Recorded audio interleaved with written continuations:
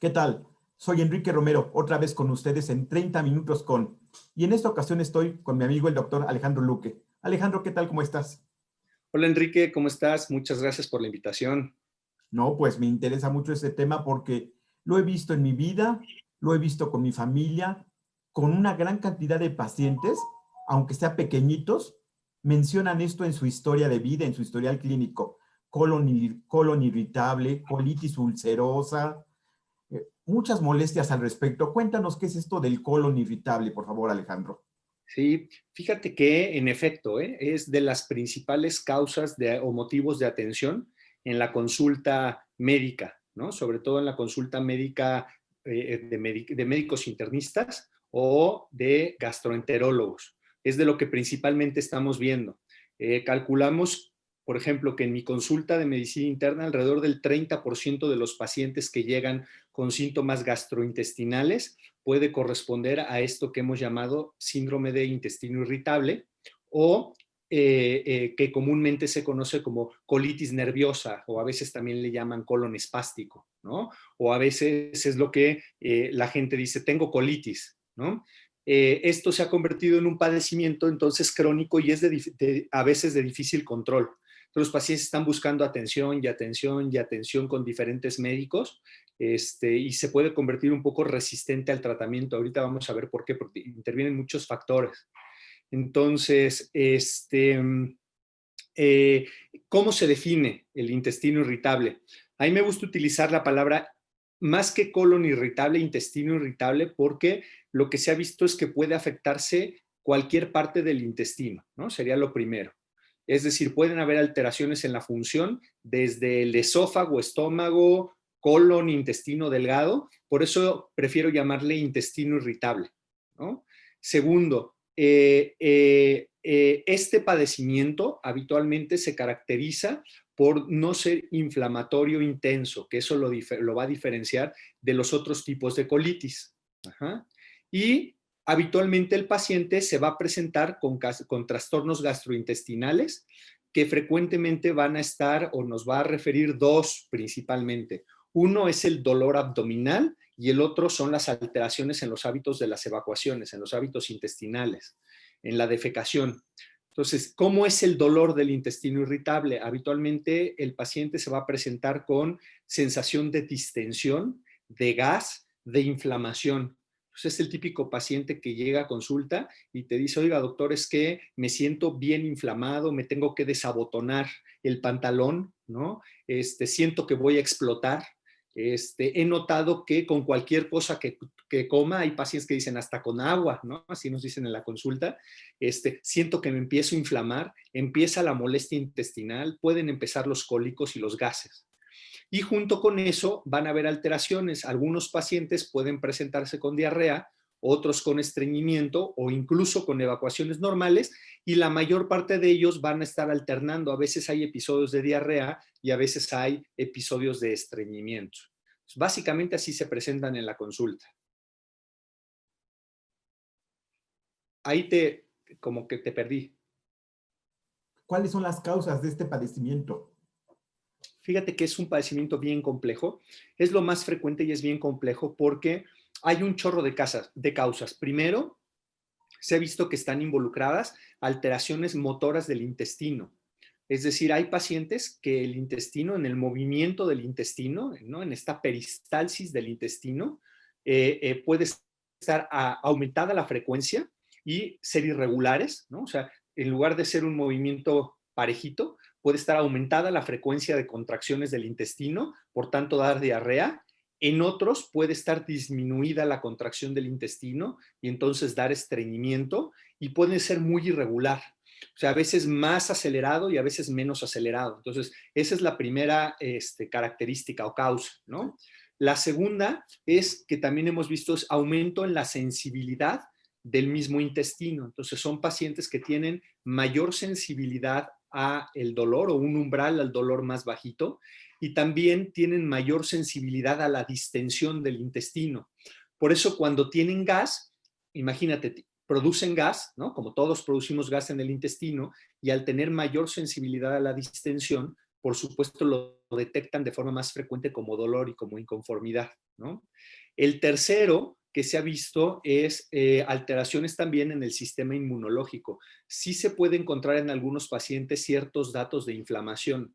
A veces en las biopsias podemos encontrar cierta infiltración por células inflamatorias, aunque no es algo severo. Nos lo reportan a veces en los estudios, en las biopsias, como colitis inespecífica, por ejemplo, ¿no? Y digo esto para una parte muy importante que ahorita voy a tocar y que es un tip para todos los que nos estén escuchando.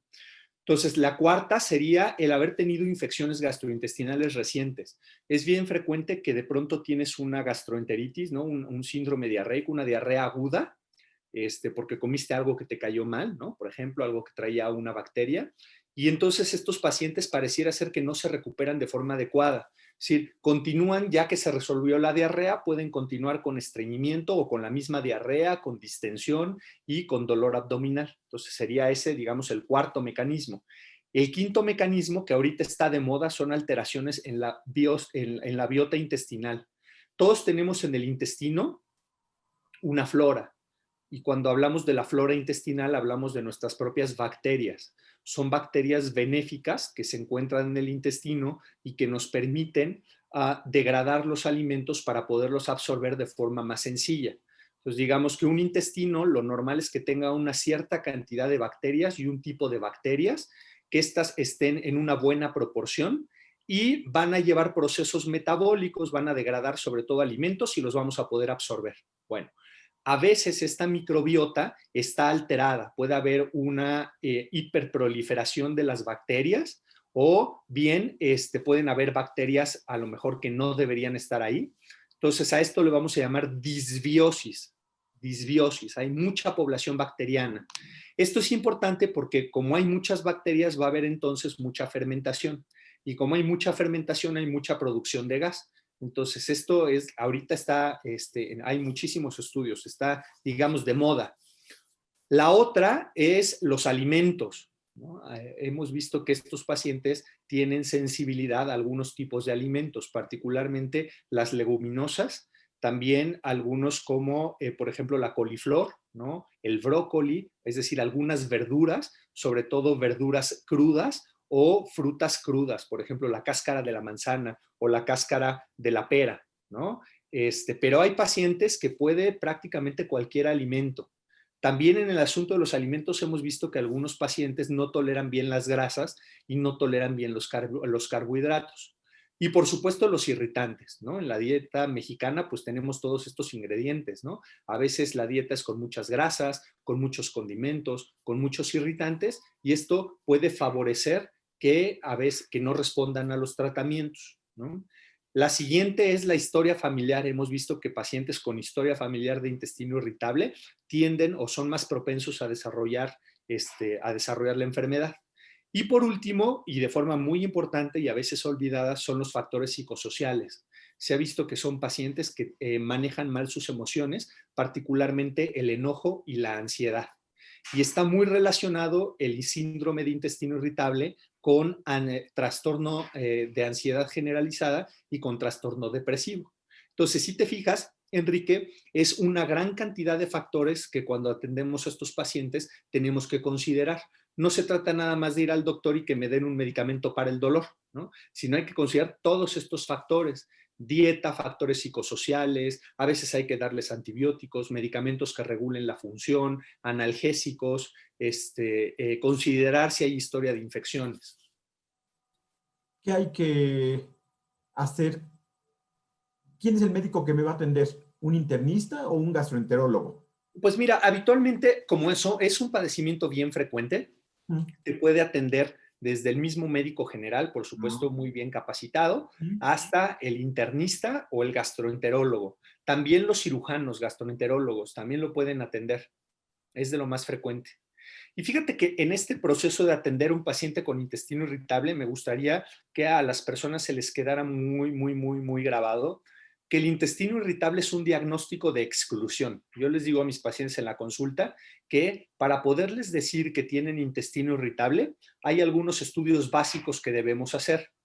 Porque existen muchas causas de colitis, ¿no? O sea, si lo quiero ver desde la colitis, hay muchas causas, Enrique.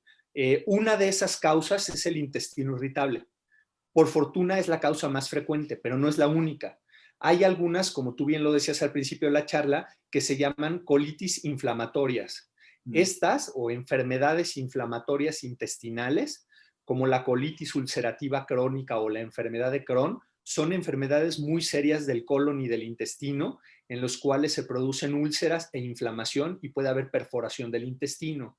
Hay otras que pueden ser tóxicas, hay otras que pueden ser incluso metabólicas, hay otras que pueden ser infecciosas, por ejemplo, yardiasis puede afectar el intestino delgado, o la misma amibiasis, las amibas pueden afectar el intestino grueso, un chorro de bacterias que pueden dar infecciones crónicas. Entonces, ¿a qué voy con esto? Ay, bueno, y no olvidarnos también del cáncer de colon, ¿no? Entonces, ¿a qué voy con esto? A que el abordaje de estos pacientes no es directamente en la primera consulta decirles que tienen intestino irritable. Se puede suponer porque es lo más frecuente, pero obligados estamos los médicos a hacer estudios para que, ya que descartemos las causas más frecuentes, por decirlo así, perdón, las causas menos frecuentes y más graves, ¿no? Ya podamos decir que es un intestino irritable. Entonces, habitualmente, ¿qué estudios les vamos a pedir en la consulta? Habitualmente les vamos a pedir, uno, estudios para hacer un chequeo general, ¿no? Biometría hemática, química sanguínea completa, examen general de orina.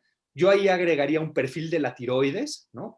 Sobre todo si se presenta con estreñimiento, y también agregaría estudios de la materia fecal, particularmente coprológicos, para ver si el paciente está evacuando sangre microscópica, que a veces no la vemos, ¿no? O sea, pequeñas cantidades de sangre. Dos, pondría los coproparasitoscópicos para detectar parásitos en las evacuaciones, y agregaría un estudio que se llama proteína C reactiva, que es un estudio de inflamación muy inespecífico, pero que nos podría orientar a lo mejor a estas enfermedades inflamatorias del intestino que comentábamos que son muy graves. Y hay algunos pacientes que les tendríamos que pedir estudios en la sangre que les llamamos serología para una enfermedad que se llama enfermedad celíaca, que es la intolerancia al gluten, ¿no? Hay algunos otros pacientes que les tendríamos que pedir lactoferrina, calproteína, algunas otras cosas que son menos frecuentes, sobre todo para intolerancias a alimentos. A lo que voy es que, si te fijas, es en realidad un protocolo, son una serie de estudios que ya sabemos que tenemos que hacer en un paciente que se presenta con síntomas de colitis, dolor abdominal, alteraciones en el hábito de la evacuación, distensión, ¿no? Gas. Y entonces, ya que descartemos las enfermedades más serias, inflamatorias y cáncer sobre todo, o enfermedad celíaca, entonces ya podemos concluir que es un intestino irritable y abordar todas las causas que te comenté al principio de la charla. Una vez que descartas la parte seria o grave médica, ¿cuál es el procedimiento del médico? ¿Qué nos va a indicar? ¿Hay que cambiar algo de mi alimentación? ¿Qué? Sí, habitualmente tenemos que atender todas las causas, entonces les vamos a dar medicamentos antiespasmódicos y que regulan la función del intestino, atendiendo a las dos causas de que está aumentada la sensibilidad y hay alteraciones en el movimiento, ¿no? Les podemos indicar también a veces antibióticos, que habitualmente son antibióticos que no actúan en todo el cuerpo, sino nada más en el intestino, es decir, son antibióticos locales como la rifaximina. Ese medicamento lo que hace es baja la cantidad de bacterias intestinales, disminuye la fermentación, la producción de gas y controlas esta biota intestinal que hablábamos hace ratito.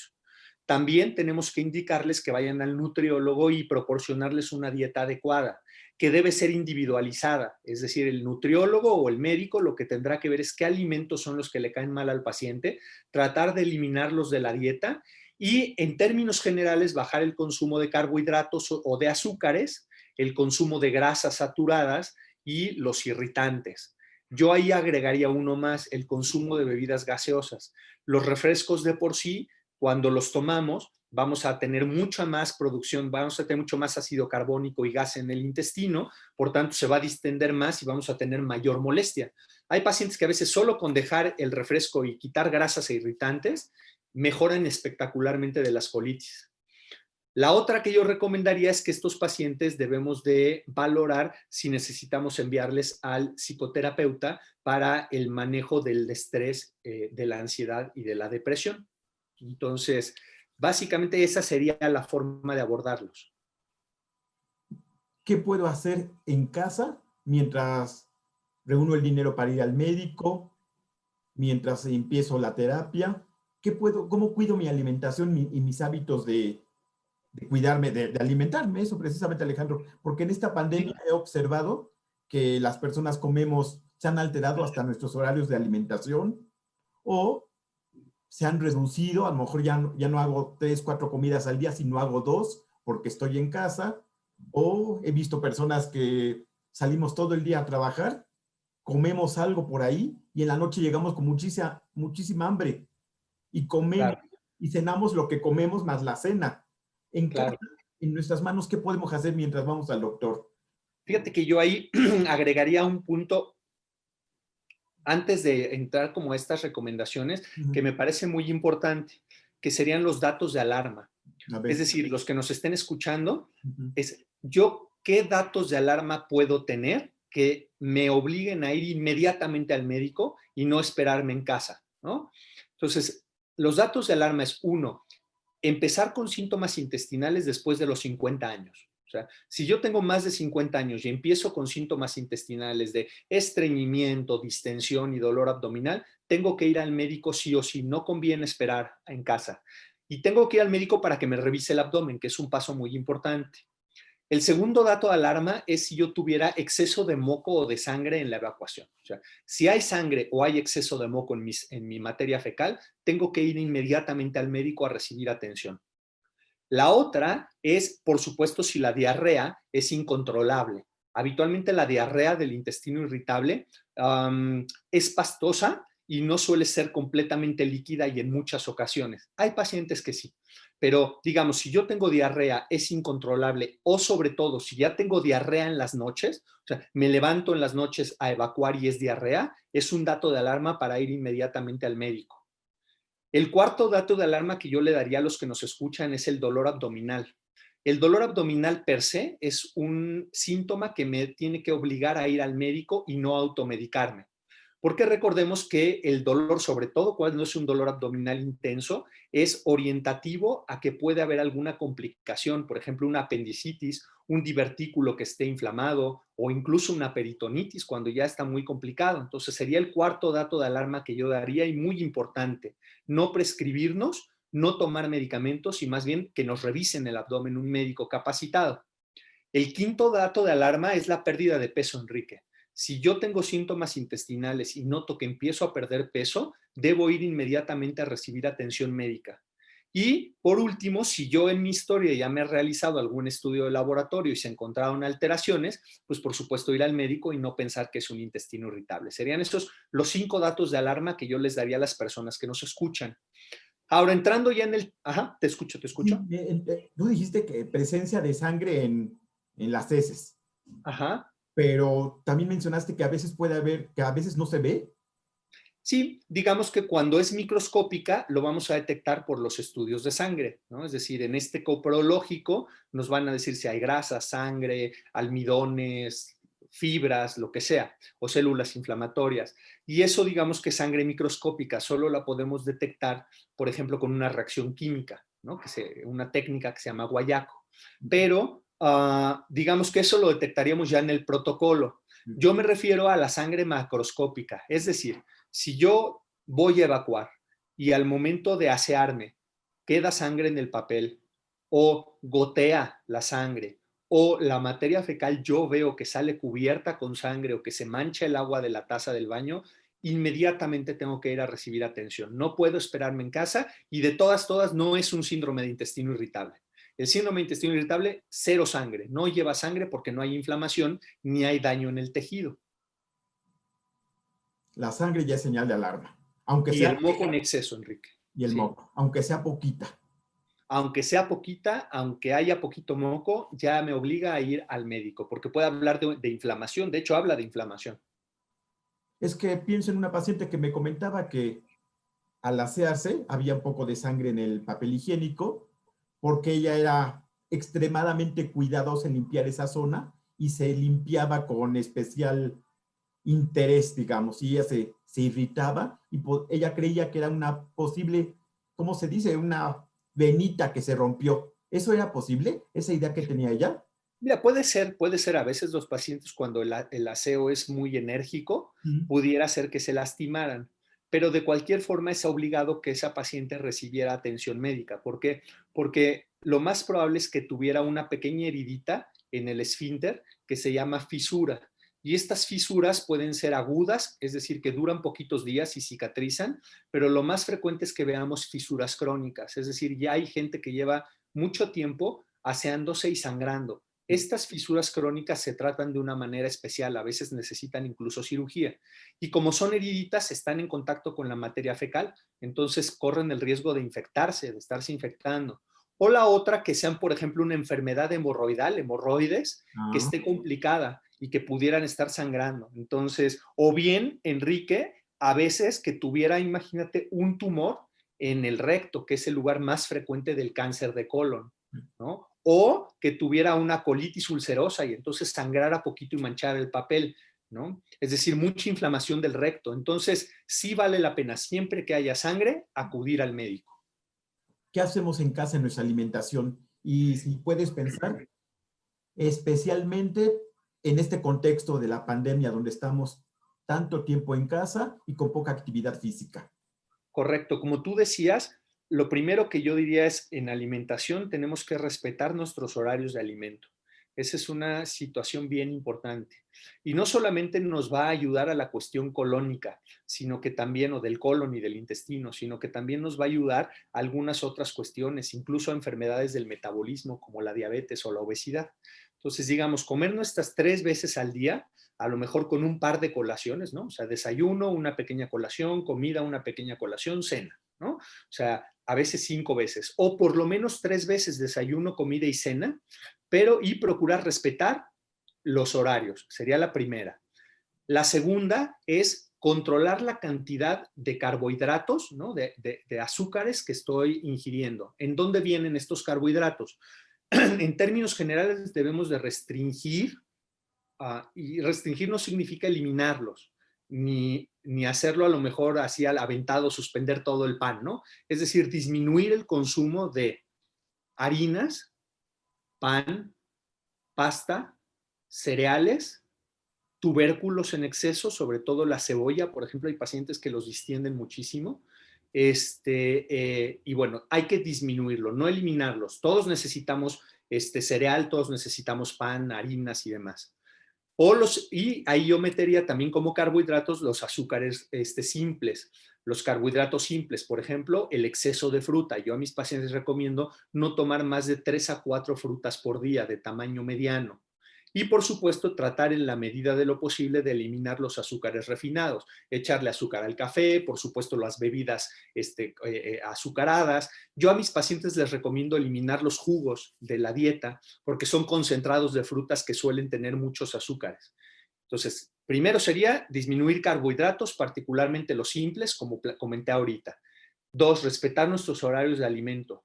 3, yo eliminaría el consumo de bebidas gaseosas, por lo que ya comentábamos. Hay mucha producción de gas en el intestino por el ácido carbónico que contienen y por tanto se distienden los pacientes y hay mucho malestar y dolor, hay mucha inflamación.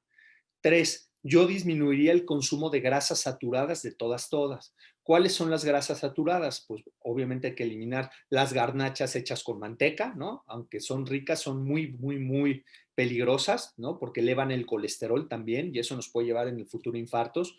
Yo quitaría los alimentos con muchas conservas también, o sea, tus grasas saturadas, alimentos con muchas conservas o que tengan muchos condimentos, ¿no? Por ejemplo, que tengan mucha pimienta, mucho ajo, mucha cebolla, ¿no? O muchos saborizantes. Y los irritantes. Los pacientes con intestino irritable son muy sensibles en su colon a el chile y a los condimentos. Entonces, los eliminaría yo, ¿no? Entonces, horarios, tipo de alimento ya dijimos, consumo de gas, bebidas gaseosas, consumo de irritantes y condimentos serían las 4 recomendaciones que yo haría en la dieta. Y ahí metería yo otra recomendación, el realizar, bueno, antes de eso, el consumo de líquidos. Todos debemos de tomar habitualmente entre 1.5 y 2 litros de agua, es decir, entre 1,5 litros y 2 litros de agua por día. Esto va a hacer que disminuya el estreñimiento. ¿Esto aplica también para niños? Sí, los niños un poquito menos, quizá los niños con 1 litro de agua, pero debemos mantenerlos bien hidratados. ¿Y las medidas que mencionaste también aplican para niños? Estoy Sí, sí de pendiente. entrada, sí de entrada. Aunque yo les diría a los que nos escuchan que un niño que tiene síntomas gastrointestinales, de todas lo tenemos que llevar al pediatra para que le haga el protocolo, porque en los niños no es tan frecuente el intestino irritable. A ver, por supuesto que lo hay y es frecuente, pero pueden haber otras cosas que sean mucho más frecuentes que el intestino irritable. Entonces yo diría, si hay un niño con síntomas intestinales, particularmente dolor o diarrea, más vale ir, ahí sí es un dato de alarma, ir de todas al médico. Bueno, ahora, ¿cómo puedo entender que también me puede ayudar la terapia, Yo Alejandro? ahí ¿Cómo le digo? pondría antes una medida, Enrique, que es el realizar actividad física moderada. Eso hace que se mueva bien el intestino y que disminuya el estreñimiento.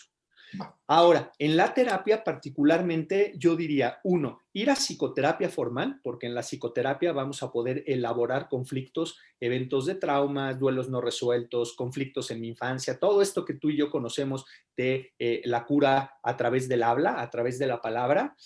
Pero también hay algunas otras formas de terapia que son útiles, ¿no? Por ejemplo, la misma terapia, el ejercicio es una forma de terapia.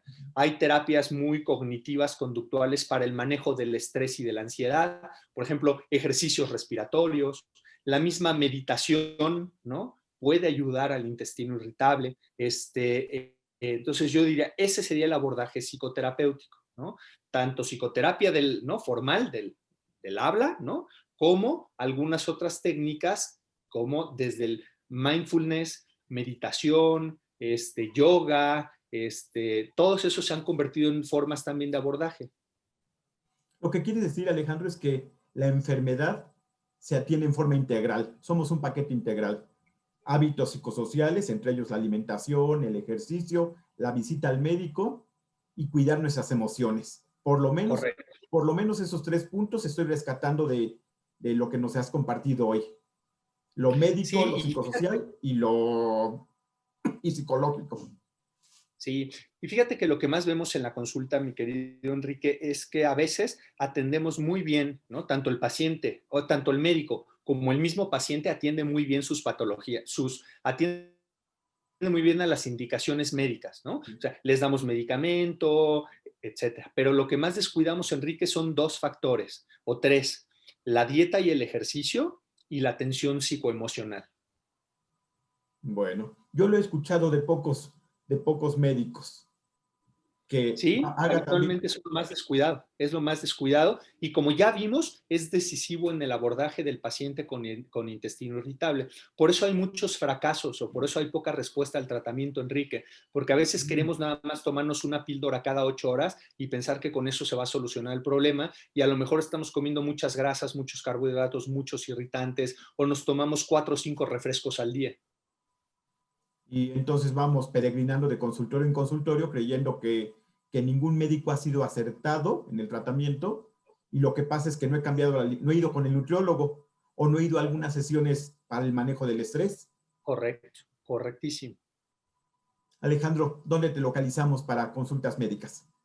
Bueno, estoy en el Hospital Ángeles Clínica Londres, en la Torre Frontera, y el teléfono del consultorio es el 55 70 30 34 90.